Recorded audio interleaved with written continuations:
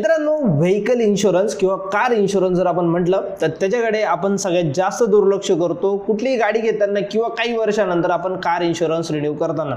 आणि बघायला गेलं तर 70 ते 80% लोकांना इन्शुरन्स बद्दल काहीच माहिती राहत नाही। त्यांच्या गाडीच्या इन्शुरन्स बद्दल त्यांना काही माहिती नसते, किती प्रकारचे इन्शुरन्स राहतात, ते कसे रिन्यूड होतात, ह्या सगळ्या गोष्टी राहतात त्याच्याबद्दल आपल्याकडे माहिती नसते आणि त्याच्यामुळे कधी कधी आपलं नुकसानही होतं किंवा काही गोष्टी आपल्याला माहिती पडत नाही।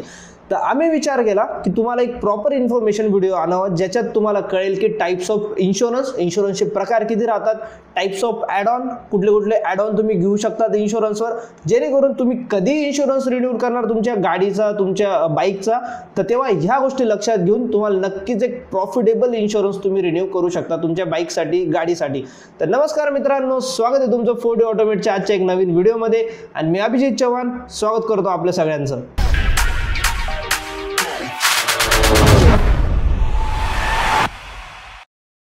तर मेजरली इन्शुरन्सचे येतात 3 प्रकार, ज्याच्यात सगळ्यात पहिले राहतं तुमचं थर्ड पार्टी इन्शुरन्स, त्याच्यानंतर राहतं तुमचं कॉम्प्रिहेन्सिव्ह इन्शुरन्स ज्याला म्हणतात फर्स्ट पार्टी इन्शुरन्स, आणि जे तिसरं राहतं ते म्हणजे तुमचं स्टँड अलोन ओडी।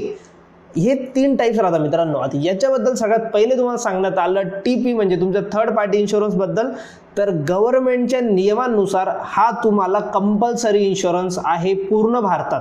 म्हणजे तुमच्या गाडीचं कॉम्प्रिहेन्सिव्ह इन्शुरन्स असेल नसेल, स्टँड अलोन असेल नसेल, पण तुमच्या गाडीचं थर्ड पार्टी इन्शुरन्स असायलाच पाहिजे। आणि जर ते इन्शुरन्स नसेल तर तुम्हाला काहीतरी दंडाची रक्कम नक्की भरावी लागते। म्हणून कोणी तुम्हाला पोलीसवाले पकडता तेव्हा ते नक्की विचारता की इन्शुरन्सची रिसिप्ट दाखवा आणि तिच्यात थर्ड पार्टी इन्शुरन्स हे ते चेक करतात मेजरली।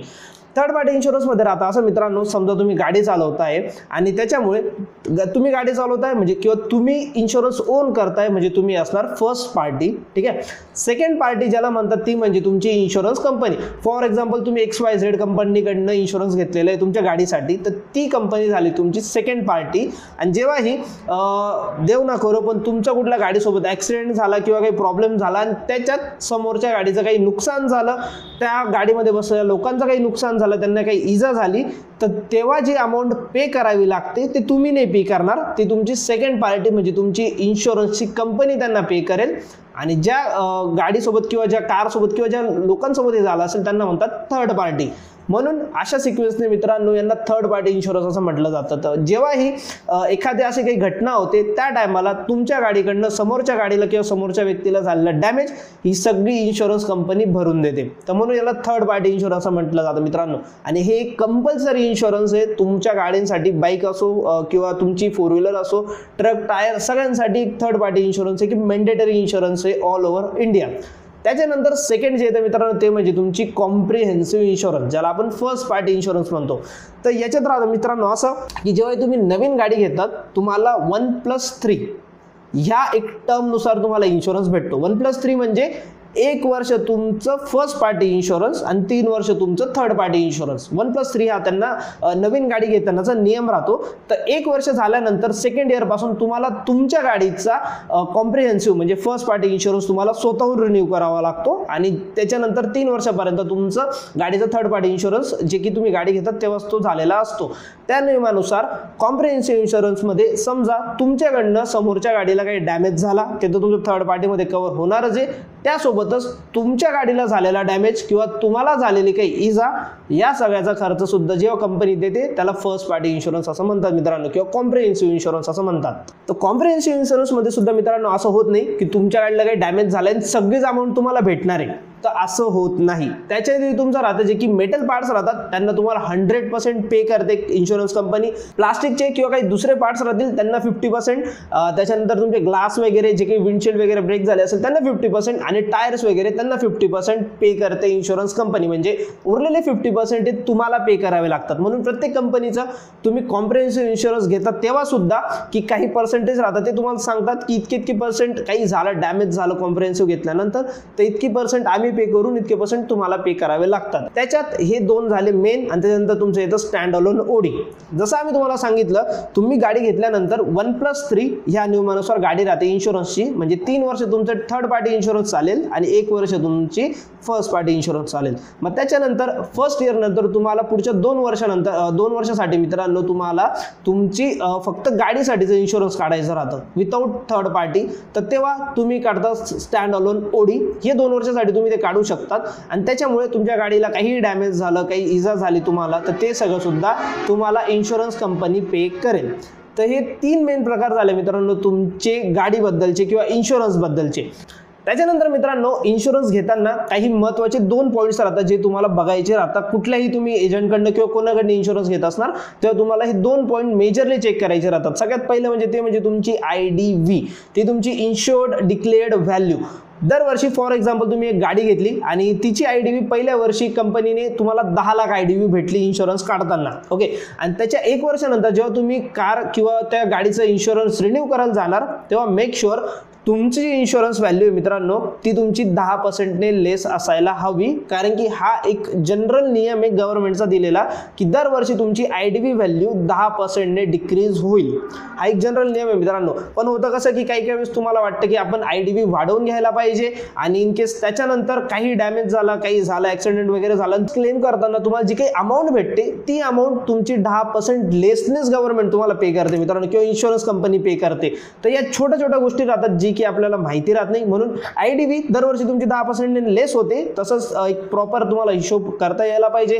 त्याच्यानंतर सेकंड येतो तुमचं NCB, जो की असतो तुमचा नो क्लेम बोनस। तर फॉर एक्झाम्पल तुम्ही एक इन्शुरन्स घेतलाय मित्रांनो आणि पहिल्या वर्षी तुमच्या गाडीला काही डॅमेज झाला नाही, तुम्ही कुठंच इन्शुरन्स क्लेम वगैरे केला नाही, सेकंड वर्षी सेम झालं, तुम्ही इन्शुरन्स क्लेम केला नाही, थर्ड वर्षी सुद्धा सेम झालं, तर एक तुमची एक बोनस व्हॅल्यू तुमची ऍड होत जाते तुमच्या इन्शुरन्समध्ये।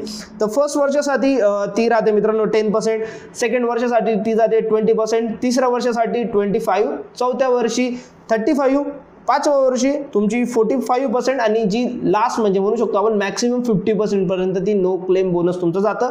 आणि ऑटोमॅटिकली ते पर्सेंटेजमध्ये म्हणजे तुमची जी की तुम्हाला इन्शुरन्स पे करावा लागणार आहे त्याच्यातून ती व्हॅल्यू मायनस होत जाते, म्हणजे डिस्काउंट काइंड ऑफ तुम्हाला भेटतो। जर म्हणजे तुम्ही कुठलाच इन्शुरन्सचा क्लेम घेतला नसेल तर हे NCB तुम्हाला पुढच्या वर्षी रिन्यू करताना तुम्हाला तो ऑटोमॅटिकली ॲज अ डिस्काउंट स्वरूपात तुम्हाला भेटत जातो मित्रांनो, जी की खूप चांगली गोष्ट आहे। म्हणून जर गरज नसेल तर कधीच तुमचं क्लेम करू नका इन्शुरन्स, जेव्हाही गरज असेल तेव्हाच क्लेम करा, जेणेकरून हा तुमचा NCB सुद्धा डिस्कंटिन्यूड होत नाही। तर मित्रांनो ही सारी इन्फॉर्मेशन झाली तुमची इन्शुरन्स बद्दल आणि त्याचे जे 2-3 महत्त्वाच्या गोष्टी असतात त्याच्याबद्दल। आणि आता जर बोलायला गेलो तुमच्या जे की ॲडॉन्स राहतात, तर ॲडॉन्स हे खूप महत्त्वाचे राहतात मित्रांनो। आता आपण म्हणतो की काही कॉम्प्रिहेन्सिव्ह आपण इन्शुरन्स घेतलाय आणि त्याच्यानंतर मी गाडी घेतल्यानंतर गाडीला डॅमेज झाला, मी शोरूममध्ये गाडी लावली पण कंपनीने मला पूर्ण पे नाही केला। तर जसं मी तुम्हाला सांगितलं की काही पार्ट्स राहतात ज्याच्यात कंपनी तुम्हाला 100% पे करते आणि काही पार्ट्सचे तुम्हाला पैसे भरावे लागतात।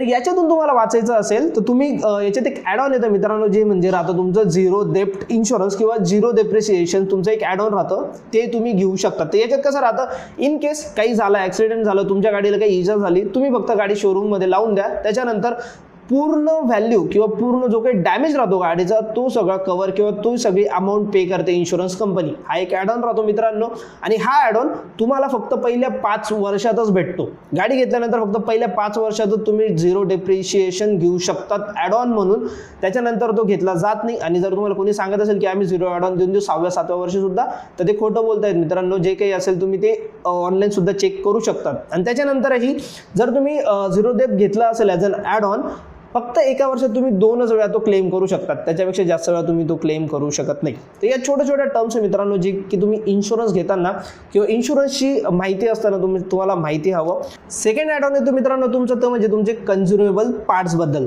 तर इन केस काही डॅमेज झाला, गाडीचा ॲक्सिडेंट झाला, त्याच्यानंतर तुमची ब्रेक ऑइल वगैरे, नट बोल्ट बेअरिंग या गोष्टींची पे तुम्हाला करावी लागते। आणि जर तुम्हाला ते करायचं नसेल तर तुम्हाला हा एक ॲड ऑन घ्यावा लागतो। त्यानंतर येतं तुमचं रिटर्न टू इनवॉइस RTI। तर याच्यात असं राहतं मित्रांनो, समजा तुम्ही इन्शुरन्स घेतलं आणि त्याच्यानंतर तुमच्या गाडीचा ॲक्सिडेंट वगैरे झाला आणि ती फुल डॅमेज झाली मित्रांनो, म्हणजे ती गाडी पूर्ण रिपेअर करायला नव्या गाडीपेक्षा जास्त अमाऊंट जेव्हा जात असेल त्या टायमाला जर तुम्ही हा एक ॲड ऑन घेतलेला असेल तर जेवढी तुमची इनवॉइसची अमाऊंट राहते, म्हणजे गाडी घेतलेली जी अमाऊंट राहते ती पूर्ण अमाऊंट इन्शुरन्स कंपनी तुम्हाला पे करून देते मित्रांनो।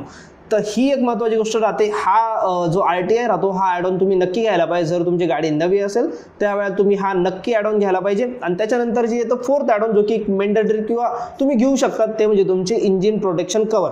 तर पहिल्या 3 वर्षात ह्या गोष्टीची आम्ही स्वतः कंपनीच घेते, गाडीची कंपनी, की इंजिनचं काही काम वगैरे आलं तर आम्ही त्याचं तुम्हाला काम करून देऊ पहिले 3 वर्षात.